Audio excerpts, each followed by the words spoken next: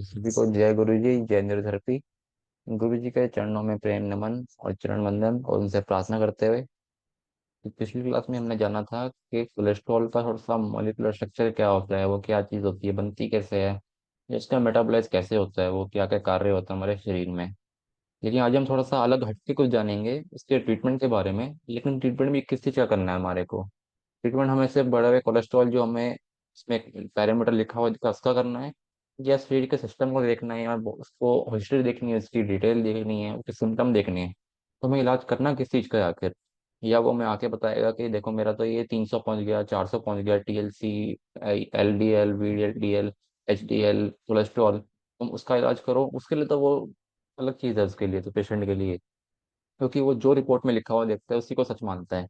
लेकिन हमने किस चीज़ को सच मानना है? क्या हमें सिर्फ उसको पैरामीटर घटाना है, या उसकी बॉडी के सिस्टम को ठीक करना है, ऑर्गन्स के मेटाबॉलिज्म को ठीक करना है, ग्लैंड्स को ठीक करना है? ये हमारे ऊपर आता है कि हमें ठीक किस चीज़ को करना है। इस चीज़ को ये हम थोड़ा सा आज एलेबरेट करेंगे और जानेंगे कि हम इस चीज़ पर कार्य कैसे कर सकते हैं। जरूरी नहीं है कि हम सिर्फ एग्जैक्ट फॉर्मूला पे बात करें कि ये फॉर्मूला कार्य करेगा, लेकिन उस पे उसका सिस्टम क्या कार्य कर सकता है, उसके सिस्टम क्या कहता है हमारे लिए, हम कैसे जानेंगे इसको क्या ठीक करना है। तो इसी के लिए आज हम जानेंगे, गुरु जी से प्रार्थना करेंगे कि आज की जो क्लास है वो हम सभी को समझ आ जाए, ऐसी हमारे पर कृपा करना। जो इस वीडियो को देखे उसको भी सब कुछ समझ में आए, ऐसी हमारी मंगल प्रार्थना है सभी के लिए। तो इसी के साथ क्लास शुरू करते हुए, ओम श्री परमहंसाय नमः, श्री सद्गुरुदेवाय नमः, परमात्मा को और श्री सद्गुरुदेव जी भगवान जी को नमन करते हुए उनसे प्रार्थना करते हुए कि जो हो रहा है वो आपकी कृपा से हो रहा है, हमसे कुछ नहीं होता। और गुरु जी के लिए दो शब्द बोलते हुए, सतगुरु सांचा सूरमा, नखशिख मारा पूर, बाहिर घाव ना दीही, अंतर चकनाचूर। यानी कि बाहर से जो घाव होगा, सदगुरु जी का जो शब्द होता है उसके जो वाइब्रेशंस होती हैं हमारे पर कार्य ऐसे करते हैं कि देखने में लगेगा कि इस भक्ति में कोई चेंज तो आया ही नहीं है, क्योंकि बाहर इसमें क्या चेंज आएगा? जो चेंज आता है वो सदगुरु अंदर से लेकर आते हैं। तो बाहर से कुछ नहीं दिखेगा कि बाहर में कुछ चेंज आया कि नहीं आया, लेकिन हमारे मन में क्या चेंज आया, हमारे अंतर मन में क्या चेंज आया, हमारे स्वभाव में क्या चेंज आया है, हमारे ज्ञान में क्या चेंज आया है, सदगुरु का वही कर रहे हैं कि उसके जो वार होता है, उसका जो ज्ञान का जो उजारा होता है, वो हमारे अंतर मन में दिखता है, बाहर से नहीं दिखता। तो इसी तरह सदगुरु की यही पहचान है। अंदर से हमारा जो होगा निखर कर बाहर आएगा, लेकिन बाहर से देखने में लोगों को लगेगा कि ये तो वैसे का वैसा ही है। तो यही हमारे सदगुरु की पहचान है और यही गुरु की पहचान है। इसी के साथ आज क्लास को देखते हुए, ये एलिमेंट्री वेद भाग एक शुरू में ही दे रखा है ये पेज। इसमें गुरु जी ने बताया हुआ है, हॉर्मोन्स जिस मूल पदार्थ यानी कि रॉ मटेरियल से बने हैं उसके आधार पर उनका वर्गीकरण किया जाता है। सभी हॉर्मोन्स केवल तीन प्रकार के रॉ मटेरियल्स यानी कच्चे माल से बने हैं। कोई भी हमें सामान बनाना हो, XYZ दुनिया दुनिया का, हमें चाहे सब्जी भी बनानी हो वो भी कच्चा माल चाहिए। कच्ची सब्जी से तो पकेगा जाके वो। हमें कोई मोबाइल बनाना हो तब भी हमें कच्चा माल चाहिए। पता नहीं कहाँ कहाँ से कितना कुछ सिलिकॉन आएगा, मेटल आएगा, प्लास्टिक आएगा, तो जाके मोबाइल बनेगा एक। हमें कुछ लोहे की कोई सामग्री बनानी हो तो भी हमें कच्चा लोहा चाहिए। शुरू में पहले रिफाइनिंग होगी, फिर वो भट्टी में और क्या क्या उसका साथ होगा, तब जाके एक वो लोहे की कोई वस्तु बनेगी। पर इन सबका ठीक से बनने के लिए भोजन का ठीक से पचना बहुत आवश्यक है, जो हमारा हमेशा से चलता है कि डाइजेशन ठीक करो, एब्जॉर्प्शन सुधारो, और बीमारी को अपने आप रिवर्स से होती जाएगी। हमें इस पर इतनी ज़्यादा मुशक्कत नहीं करना पड़ेगा। इसमें पहले पॉइंट पर गुरुजी ने बताया है, ये अधिकतर यानी कि जो स्टेरॉयड हॉर्मोन्स हैं ये अधिकतर कोलेस्ट्रॉल से ही बनते हैं, और इन हॉर्मोन्स के केमिकल बनावट कोलेस्ट्रॉल जैसा ही है। इनमें मुख्य है 125 DCC नामक हार्मोन। इसके अलावा एड्रिनल ग्लैंड से अलग अलग तरह के स्टेरॉयड हार्मोन बनते हैं, जिसमें कोर्टिजोल हो गया, एल्डोस्टेरोन हो गया। दूसरे ओवरीज दो हार्मोन्स बनाती हैं, एस्ट्रोजन और प्रोजेस्टेरोन बनाते हैं, जो कि स्टेरॉयड हार्मोन ही हैं और बनते भी इसी स्टेरॉयड से ही हैं। तीसरा टेस्टिस से बनने वाला टेस्टोस्टेरोन हार्मोन, जो कि स्टेरॉयड से बनते हैं। चौथा प्लेसेंटा भी एस्ट्रोजन और प्रोजेस्टेरोन को बनाता है। इन सब के बनने के लिए फैट ठीक से पचने जरूरी हैं। जैसा हमने पिछली क्लास में देखा ही था कि जब तक फैट ठीक से नहीं पचेंगे पेट में, जब तक हमारा अग्नि ठीक नहीं होगी पेट की, पेंक्रियास ठीक से कार्य नहीं करेगा, स्मॉल इंटेस्टाइन ठीक से एब्जॉर्ब नहीं करेगी, तब तक वो हमारा जो फैट्स की जो आगे रिफाइनिंग हो चुकी है वो आगे मेटाबोलाइज नहीं हो पाएगा और लिवर में नहीं पहुंचेगा। इसी के साथ जो हमारे कोलेस्ट्रॉल से बनने वाले जो हॉर्मोन्स हैं, एड्रेनल कॉर्टेक्स से बनने वाले हॉर्मोन्स हो गया हमारा, कोर्टिजोल हो गया, एल्डोस्टेरोन हो गया, ओवरी हो गई, ओवरी से निकलने वाले एस्ट्रोजन और प्रोजेस्टेरोन, टेस्टोस्टेरोन, प्लेसेंटा के स्टेरॉयड हार्मोन्स, काफी सारे हार्मोन्स बनते हैं। लेकिन उसका मुख्य जो रॉ मटेरियल है वो कोलेस्ट्रॉल है। बात ठीक है। Cholesterol is a type of fat found in the blood stream which have a vital role in various bodily functions. यानी कि एक फैट कंपाउंड है, ये फैट का ही एक वर्गीकरण है जो कि हमारे कई सारे कार्यों में मदद करता है। और इसका एक जो करेक्टरिस्टिक है, ये होता कैसा है, ये वैक्सी होता है। जैसा वैक्स होता है, हम देखें जैसे वैसलीन होती है या मोम होती है, चिकनी होती है। Cholesterol is a soft vaccine and fat like substance. वो चिकनाहट होती है, उसमें फैट का वो गुण है, वो चिकना ही होता है। Produced by the liver produce about 80% of the body's cholesterol. Liver इसे प्रोड्यूस करता है, एसेंशियल फॉर सेल। और सेल में बड़ा कार्य है इसका, सेल की जो सेल वॉल होती है वहां पर यदि कार्य करती है। Cholesterol is the building block for cell membrane. Cell membrane के बिना सेल कैसे कार्य करेगा, वो कि सेल मेम्ब्रेन उसकी दीवार है वहां पर जिसने उसको एक घेर के रखा हुआ है, सेफ रखा हुआ है। इसके फंक्शन क्या क्या होते हैं? Cell membrane structure. Cholesterol helps in maintain cell membrane integrity. Hormone production. Cholesterol is a precursor for hormone like cortisol, aldosterone, oestrogen, progesterone and testosterone. यानी कि जो हमारे हॉर्मोन्स हैं इसका प्रिकर्सर है, यानी कि जो जिसने उसकी जो सिस्टम है, जो उसका प्रोसेस है, जिसने शुरू करवाया, वो कोलेस्ट्रॉल ही है शुरू में।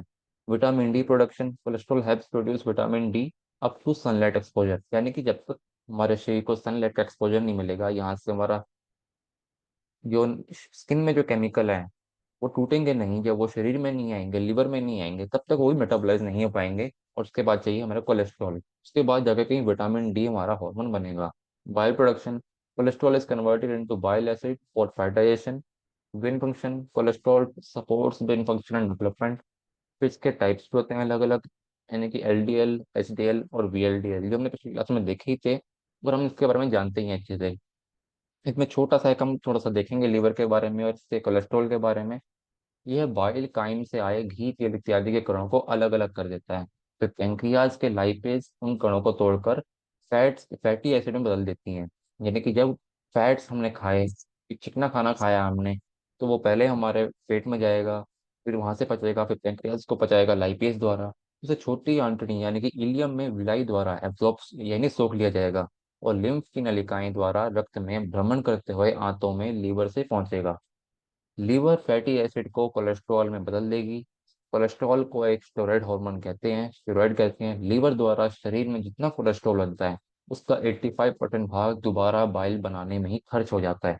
बाकी के 15% कोलेस्ट्रॉल से एस्ट्रोजन, प्रोजेस्टेरोन, टेस्टोस्टेरोन हार्मोन बनाए जाते हैं एवं एड्रेनल कॉर्टेक्स के स्टेरॉयड हार्मोन भी बनाए जाते हैं।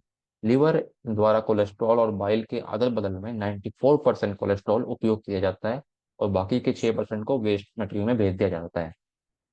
फिर लीवर पचाए गए पोषण तत्वों में से विटामिन बी 12, ग्लूकोज इत्यादि कई चीजों को स्टॉक रख लेता है। भविष्य में काम आने के लिए इसको स्टॉक में रखा जाता है, इसका स्टॉक भी 4 साल तक का होता है।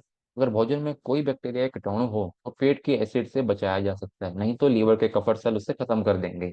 बाकी तत्व रक्त के अंदर भ्रमण करते हुए सेल तक पहुंचेंगे और हर सेल उसमें से अपने अपने कार्यों की जरूरत अनुसार कुछ ना कुछ वस्तु उठा लेंगे और जो नहीं चाहिए उसको आगे भेज देंगे। यानी इन सब से हमें ये समझना चाहिए कि शरीर का हर कार्य भोजन के पोषण तत्वों से ही होता है। और ये कार्य तभी हो सकता है जब भोजन का पाचन और पचे हुए तत्वों का अवशोषण ठीक प्रकार से हो। खाने में जो फैट्स हैं वे पचने के बाद फैटी एसिड्स और ग्लाइकोल के द्वारा के रूप में ब्लड में पहुंचते हैं। इससे उन्हें लीवर बदलकर कोलेस्ट्रॉल बनाती है। शरीर में जितना कोलेस्ट्रॉल है उसमें करीब 85% कोलेस्ट्रॉल को लीवर वापस बाइल बनाने में खर्च कर लेती है, जो दोबारा फैट्स को पचाने में मदद करेगा। बाकी 15% जो हमने देखा वो स्टेरॉयड जो आपके हॉर्मोन्स हैं बनाने में काम आ जाएंगे। अगर अगर ब्लड में कोलेस्ट्रॉल लेवल बढ़ा हुआ है तो लीवर, यानी कि एक मिस्टेक है यहाँ पे, लीवर है ये, लीवर उसे हॉर्मोन्स बनाने में उपयोग क्यों नहीं करता? अगर हमारे ब्लड में कोलेस्ट्रॉल लेवल इतना ही बढ़ा हुआ है, लीवर के पास ही क्षमता है कि वो कोलेस्ट्रॉल हार्मोन से शरीर की जरूरत के अनुसार जब वो हार्मोन्स बना सकता है, तो जो ब्लड में इतना उसको इस्तेमाल करता रहे और हार्मोन बनाता रहे। ये बात सही है कि कोलेस्ट्रॉल हमारे शरीर में हार्मोन्स के निर्माण के लिए बहुत आवश्यक है। लेकिन शरीर अपने जरूरत के अनुसार ही हॉर्मोन्स का निर्माण करता है, इस बात को हमें समझना चाहिए। क्योंकि हम कहेंगे कि भाई शुगर तो बहुत बढ़ी हुई है ब्लड में, 300 400 पहुंची हुई है, उसको हम अगर बॉडी क्यों नहीं करती है ऐसे कि उसको उपयोग करते रहे? बॉडी तो उतना ही तो उपयोग करेगी जितना उसको चाहिए। उसको अगर चाहिए ही होता तो इतना क्यों बढ़ती? हमारी लाइफस्टाइल खराब है, कहीं ना कुछ तो खराबी है हमारे में, जो चीजें इतनी बड़ी हुई है। अधिकतर कोलेस्ट्रॉल लीवर ही प्रोड्यूस करता है और शरीर की जरूरत के अनुसार वो कोलेस्ट्रॉल को मेटाबॉलाइज करता रहता है। यदि हमारे खाने द्वारा शरीर में कोलेस्ट्रॉल बढ़ भी जाएगा तो लीवर उससे इस्तेमाल भी करेगा जब उसको जरूरत होगी, क्योंकि बॉडी के पास फीडबैक सिस्टम है जिससे वह जिस वस्तु की आवश्यकता होगी तभी वह उस वस्तु का निर्माण किया जाएगा। यानी कि शरीर, जैसे हमने पढ़ा ही है हर बार, कि गुरुजी ने बताया है कि हमारा जो ट्रीटमेंट है वो क्यों काम करता है इतना अच्छा, क्योंकि हमारा ट्रीटमेंट काम ही फीडबैक सिस्टम पे करता है। फीडबैक सिस्टम क्या कहता है? बॉडी को जब जो चाहिए उस चीज को उस टाइम प्रोड्यूस करेगा। इसलिए हमारा ट्रीटमेंट काम करता है, और ये भी लीवर का ही कर है सारा, कि जब उसको जो चाहिए वो तभी प्रोड्यूस करेगा। कोलेस्ट्रॉल इत्यादि के बढ़ने पर हम पेशेंट के हिस्ट्री और प्रेजेंट कंडीशन सबसे मायने रखती है, के अनुसार एक्यूरेट ट्रीटमेंट दे सकते हैं। अगर हमें पता है कि इसकी हिस्ट्री ऐसी रही है कि घर में ऐसा रहा है, मम्मी पापा को किसी को रहा है, बच्चे को है दिक्कत, लेकिन ऐसा नहीं है कि हम पहले दिन ही उसे टारगेट ट्रीटमेंट पर जंप कर देंगे। उससे पहले एक एक बात, पेशेंट की लाइफ स्टाइल को जानना बहुत जरूरी है, क्योंकि अगर पेशेंट ट्रीटमेंट ले भी रहा है और बाद में उसका जो खान पान है वो वैसा ही है, पर बिल्कुल भी नहीं है, फिजिकल वर्क बिल्कुल भी नहीं है, तो बॉडी इस कंडीशन पर वापस आ जाएगी। आजकल सबसे अच्छा ट्रीटमेंट जो है वो 2 पन मेटाबॉलिज्म बहुत ही अच्छा सिद्ध हो रहा है सही में, जो कि बहुत ही फास्ट रिजल्ट दे रहा है और बहुत सारे पेशेंट्स में। लेकिन हमेशा ये भी ध्यान में होना चाहिए कि रिपोर्ट्स की जगह अलग अलग भी मिलती है। यानी कि हम यहाँ से कराएंगे एक लैब से तो अलग मिलेगी, दूसरी लैब से कराएंगे तो अलग मिलेगी। अलग अलग लैब्स की रिपोर्ट्स अलग रिजल्ट दिखाएगी, तो हम as a medical practitioner blindly उस पर यकीन नहीं कर पाएंगे, क्योंकि जो हमारे सामने है वो चीज़ कि यहाँ अलग है फिर वहाँ भी अलग है, तो हम कैसे मानेंगे कौन सा सही है इसमें? पेशेंट को बताना ना बताना वो बात अलग है, लेकिन हमारी प्रैक्टिस में वो बात आनी चाहिए कि जब हमें पता है कि लैब से अगर कराएंगे तो यहाँ भी अलग आएगी, उधर भी अलग आएगी, और तीसरे में कराएंगे तब भी अलग आने वाली है। वो कि हर किसी का हाथ का फर्क आता है, मशीन्स का फर्क आता है, केमिकल्स का फर्क आता है। इन सब चीज़ों के कारण उसमें इनबैलेंस आता है कि हमारे को एग्जैक्ट पैरामीटर कई बार नहीं मिल पाता कुछ कुछ पेशेंट्स में। तो इस चीज को देखना जरूरी है, उसका फिजिकल वर्क कितना है। अगर मान लो वो हमारे से ले रहा है कोलेस्ट्रॉल का ट्रीटमेंट कि मेरे को तो कोलेस्ट्रॉल कम करवाना है, और घर जाके वो खा रहा है छोले कुलचे, तो वो कैसे कम होगा? और मान लो अगर वो परहेज भी कर रहा है, तो फिजिकल वर्क कोई नहीं है, शरीर को खपा नहीं रहा अच्छे से, तो भी दिक्कत आएगी। तो इन चीज़ों को ध्यान में रखते हुए हमारे को ट्रीटमेंट डिसाइड करना चाहिए और पेशेंट को भी अच्छे से समझाना चाहिए। कभी कभी ऐसा देखा गया है कि रिपोर्ट में कुछ जो हमारे लीवर के जो एंजाइम्स हैं, SGOT SGPT, नॉर्मल रेंज में होते हैं, लेकिन ट्राइग्लिसराइड बढ़े हुए होते हैं। इस स्थिति में सिर्फ गोल लीवर काम करना कम होता है उसका, क्योंकि फैट्स ट्राइग्लिसराइड्स को मेटाबॉलाइज टेस्ट करने में पैंक्रियाज का भी एक अच्छा बड़ा रोल है। इसलिए हमने देखा है कि गुरुजी ने क्यों लिखा है कि एथरो ट्रीटमेंट से ऐसे पेशेंट को फायदा मिलेगा। कोलेस्ट्रॉल VLDL ज्यादा हो तो उसके लिए हम गोल लीवर को उकसाएंगे। ये नहीं है कि हम इतना ही गोल लीवर देंगे, लेकिन हमारा खुद का भी नॉलेज काम करनी चाहिए इसमें कि मेरे को कितना देना है इसको, क्या मेरे को पोटेंशियल अपनी कितनी डोज देनी है इसको। SGOT SGPT जो लीवर के एंजाइम है, अगर वो ज्यादा हो तो उनके लिए हम 0.लीवर/6 देते हैं। और ध्यान रहे, ऐसा नहीं है कि सिर्फ इतना सब देने से पेशेंट ठीक हो जाएगा। पेशेंट को गॉल लीवर का पॉइंट सिखाइए जिससे वह ये सब घर पर ही करता रहे। दिन में कम से कम 4 से 5 बार लेना ही पड़ेगा, तभी जल्दी रिजल्ट आएगा। तो पेशेंट को बोलिए कि वह लिखे कि उसने कितनी बार सेल्फ ट्रीटमेंट लिया या इसके अटेंडेंस लगवाइए। जितनी बार तुम ट्रीटमेंट लोगे उतनी बार तुम मुझे अटेंडेंस लगवाओगे मैंने अभी ट्रीटमेंट ले लिया है। क्योंकि कई पेशेंट्स जो होते हैं वो हमसे भी तेज होते हैं, और वो नहीं लेंगे तो भी हमारे को झूठ बोल देंगे आके कि मैंने तो ले लिया। तो वो उसकी अपनी ईमानदारी है, उसको ठीक होना या ना होना उसके अपने हाथ में। सेल्फ फील होती है बंदे की कि वो चाहता क्या है। लेकिन हमें अपनी तरफ से पूरी कोशिश रखनी है। ट्रीटमेंट हमें सारे दिख गए भी कि इससे ठीक हो रहा है उससे ठीक हो रहा है, लेकिन जब तक वो खुद से नहीं चाहेगा ठीक होना तब वो ठीक नहीं हो पाएगा। अब इतने सब के बाद एक चीज पर गौर करना होगा कि कोलेस्ट्रॉल इत्यादि बढ़ने से या इसके मेटाबॉलिज्म में कोई दिक्कत होने से एक एथेरोस्क्लेरोसिस नामक एक बीमारी होती है, जिससे हमें सभी से अच्छे बहुत अच्छे से वाकिफ है। हमने बहुत बार नाम सुना है, अभी भी सुनते आ रहे हैं जगह जगह, एथेरोस्क्लेरोसिस हो गया, इसको हुआ उसको हुआ। तो ये होता कैसे है? ये होता कोलेस्ट्रॉल के बढ़ने से, हमें पता है। अब अगर हम याद करें तो बार बार हमने गुरु जी की जो टीचिंग्स थी उनको अगर हमने याद किया, पहले भी कई बार कई क्लास में हमने ये बात कर चुके हैं, वैसे हम बुक में भी लिखा हुआ महाकुंभ वाली भी, कि जिनमें उन्होंने कहा था गुरु जी ने एक बार कि थायराइड के कम काम करने से चार मुख्य बीमारियां आती है: एथेरोस्क्लेरोसिस, हार्ट की दिक्कत, डायबिटीज और किडनी प्रॉब्लम। तो इन चारों में से अगर हम देखें तो एथेरोस्क्लेरोसिस जो हमारी दिक्कत आई वो कोलेस्ट्रॉल के बढ़ने से आई। यानी कहीं ना कहीं तो कोलेस्ट्रॉल के बढ़ने में एक थायराइड का मेटाबॉलिज्म चाहिए और वो उसको नहीं मिल रहा होगा। और अगर हम अपने ट्रीटमेंट को भी ध्यान से देखें तो हम जानेंगे कि लिपिड प्रोफाइल की गड़बड़ी में हम, चाहे किसको एथरो कह लो, कार्डियक कह लो, एंजाइना ट्रीटमेंट कह लो, उसका उपयोग हम करते हैं। इसमें पेंक्रियाज, थायराइड, लीवर, हेपारिन का प्रयोग किया गया है। यह बात भी बिल्कुल सही है कि ट्रीटमेंट में जिन केमिकल्स को उकसाया गया है उनका अपना एक फिजियोलॉजिकल इफेक्ट है। वो बात बिल्कुल सही है। इसके लिए कोई मनाही नहीं है कि वो हम पेंक्रियास इंसुलिन को उकसाएंगे तो उसका कोई उसमें रोल नहीं है, थायराइड को उकसाएंगे उसका कोई रोल नहीं है, उसके हार्मोन्स का कोई रोल नहीं है। बिल्कुल है इसका रोल, इसमें कोई मनाही है ही नहीं। लेकिन हमें जो समझना है वो सिस्टम को पहले ध्यान देना है कि सिस्टम क्या कह रहा है उस बॉडी का। और वो सिस्टम ये कहता है कि इसको हाइपोथायरॉयड की दिक्कत हो सकती है, यानी कि सिस्टम उसका हाइपोथायरॉयड वाला है। अब जरूरी नहीं है कि उसका हम रिपोर्ट देखने बैठे हैं कि तुम्हारा टीएसएच कितना है, कम है, ज्यादा है। इसका मतलब है उसकी जो बॉडी में थायराइड का जो कार्य है वो माने गए 100% में से 95 कार्य कर रहा है। 1 रुपए में 10 पैसा कम काम कर रहा है, 90 पैसा काम कर रहा है।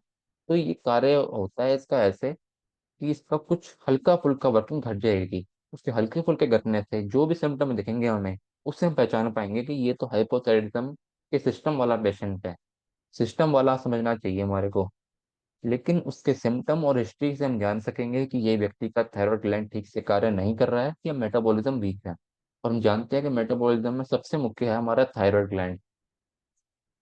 इसका मतलब हमें खुद को बहुत अच्छे, बहुत अधिक तनाव में, हमें मतलब एज अ थेरेपिस्ट हम लोगों को, इसने आगे पेशेंट ने दिखा दिया ये देखो इतना बड़ा हुआ है, तुम क्या करोगे, ये वो हमारा कार्य है। लेकिन हमें खुद का तनाव नहीं लेना कभी भी कि ये कोलेस्ट्रॉल बढ़ा हुआ है, इसका एलडीएल बढ़ा हुआ, अब क्या करें, ये करें वो करें।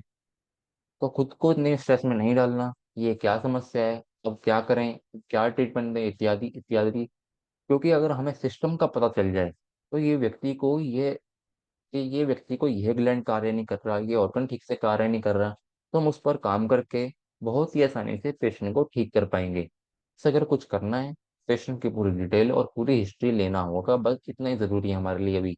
बीपी, शुगर, मोशन, एपेटाइट, पेट की भूख, फास्ट में क्या दिक्कत रही है और लाइफस्टाइल सबसे मेन है। ये सब जानकर और चीफ कंप्लेंट को जब हम ध्यान में रखकर ट्रीटमेंट देंगे, पेशेंट को जरूर आराम आएगा। चीफ कंप्लेंट का अर्थ है कि जिस समस्या के लिए वो हमारे पास आया है।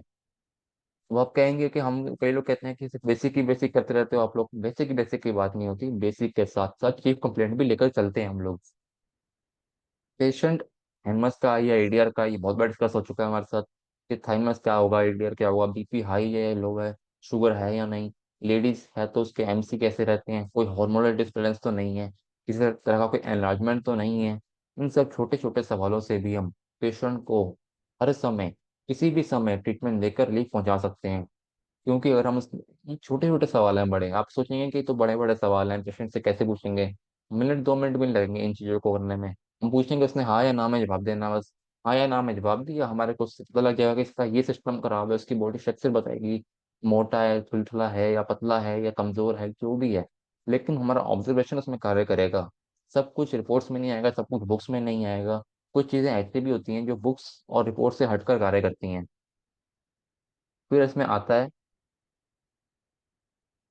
कि अगर हमने इसको ट्रीटमेंट देना भी है तो क्या ट्रीटमेंट दे सकते हैं हम ऐसे पेशेंट को, क्योंकि कई बार हमें पता नहीं चल पाता। तो ऐसे में ज़रूरी ये है कि हम पेशेंट को पहले हिस्ट्री लें। और जब भी शुरू करना है तो पहले उसके जो बेसिक है बिल्कुल, एन हो गया, न्यूट्रल हो गया, लीवर हो गया, गोल लीवर हो गया, थायराइड हो गया, इन सब चीज़ों से हम शुरू करते हुए चलें आगे। क्योंकि जब हम ये इनसे शुरू करेंगे तो हमें दिक्कत आएगी नहीं। दिक्कत आएगी कैसे? तो ये सिंपल सा लॉजिक है। ये सामने वाला, ये सामने आया, पेशेंट हमारे सामने आए, हमें मुख्यतः पेशेंट के सिस्टम पर कार्य करना है, गॉल लीवर पर कार्य करना है। जब भी थायराइड ग्लैंड अफेक्टेड होगा तो सबसे ज्यादा असर गॉल लीवर पर ही आता है। इसलिए गॉल लीवर पर ध्यान देना बहुत जरूरी है। और शुरुआत में सबसे जरूरी है कि बॉडी को न्यूट्रलाइज किया जाए। न्यूट्रल या एनियन द्वारा इसलिए शुरू करें कि जब हम बेसिक से शुरू करेंगे तो हमें अच्छे रिजल्ट देखने को मिलेंगे। लेकिन बेसिक बोलने का मतलब ये नहीं है कि हम चीफ कंप्लेंट को नेग्लेक्ट कर दें। बेसिक ट्रीटमेंट से मतलब है कि अन्य ट्रीटमेंट के साथ साथ बॉडी को रॉ मटेरियल भी प्रोवाइड करते रहना, बॉडी को रिलैक्स रखना, बॉडी पर किसी तरह का जोर ना आए, कोई वो एग्जॉस्ट ना हो जाए कहीं, क्योंकि आजकल लोगों की बॉडी इस तरह की है जो जल्दी एग्जॉस्ट हो जाती है, क्योंकि शरीर में इतना रॉ मटेरियल नहीं है, इतना न्यूट्रिशन नहीं है। साथ में टू पैन मेटाबॉलिक ट्रीटमेंट या टू पैन का सपोर्ट भी लिया जा सकता है। गोल लीवर को ठीक करने पर हम किसी भी तरह की बीमारी को ठीक कर सकते हैं, तो मेन फोकस हमारा गोल लीवर पर होना चाहिए। पेशेंट को घर के लिए जरूर सिखाएं, क्योंकि चाहे हाइपोथायराइड क्यों ना हो, गोल लीवर हमेशा अफेक्टेड होता ही है। और यदि अगर लीवर ठीक से काम करने लग जाए तो वो ऑटोमेटिकली मेटाबॉलिज्म को सुधारने लगेगा। उसमें फिर हमारे को बहुत ज्यादा हाई फाई ट्रीटमेंट जाने की जरूरत ही नहीं पड़ेगी। जब सब कुछ हमारे को पता है कि सिस्टम ठीक हो गया, ये ग्लैंड ठीक हो गया, ये ऑर्गन ठीक हो गया, तो अपना कार्य जब करेगा तो कर देगा सब कुछ ठीक। बस हमारे को जरूरत कहाँ आती है, इस वेस्ट मटेरियल को बाहर निकालना, जो अनवांटेड जो मटेरियल जो जम चुका है वहां पर, उसको साइड में करना, उसको क्लियर करना। इस सबके साथ टेम्पन मेटाबॉलिक ट्रीटमेंट या एथ्रो ट्रीटमेंट जब हम देंगे तो पेशेंट को परफेक्ट रिजल्ट देखने को मिलेगा। लेकिन इसमें आप कहें कि पेशेंट भागता भागता हमारे पास आए, उसको कोई दिक्कत लगे, कोई पेन हो, तब भी हम बिस्तर पे लगे रहें। इमरजेंसी सिचुएशन में ट्रीटमेंट हमारा अलग हो सकता है, लेकिन जब स्थिति ज्यादा खराब नहीं है तो हमें सिस्टम को लेकर ही चलना चाहिए। बाद में ये बात नहीं आनी चाहिए कि आपने बोला था बेसिक ही देना है तो वो इमरजेंसी में आया, तब भी हम बेसिक देने लग गए। उस समय हमारा जो फील है, हमारी जो विवेक है, वो कार्य करता है कि हमें क्या करना है। तो इमरजेंसी में हमारा ट्रीटमेंट हमेशा अलग रहेगा कई बार, कि इमरजेंसी तो हमने ये दे दिया उससे हमें के लिए, लेकिन जब हमारे पास पेशेंट नॉर्मल आ रहा है तो उसको हम बेसिक दे सकते हैं आराम से। बहुत सारी लेडीज में जिन्हें पीसीओडी पीसीओएस की दिक्कत होती है, उनमें कोलेस्ट्रॉल बढ़ने की दिक्कत आजकल बहुत अधिक देखने को मिलती है और बहुत ही आजकल कॉमन होती जा रही है। शुगर के मरीजों में क्यों? क्योंकि मेटाबॉलिज्म वीक होता है, तो उन्हें यह भी दिक्कत समस्या होने के चांसेस बने रहते हैं। समस्या कैसी भी हो, हमारा फोकस पहले रूट कॉज पर जाना चाहिए। साथ ही वेस्ट मटेरियल को बाहर निकालने के लिए किडनी क्लियर भी देते रहना चाहिए।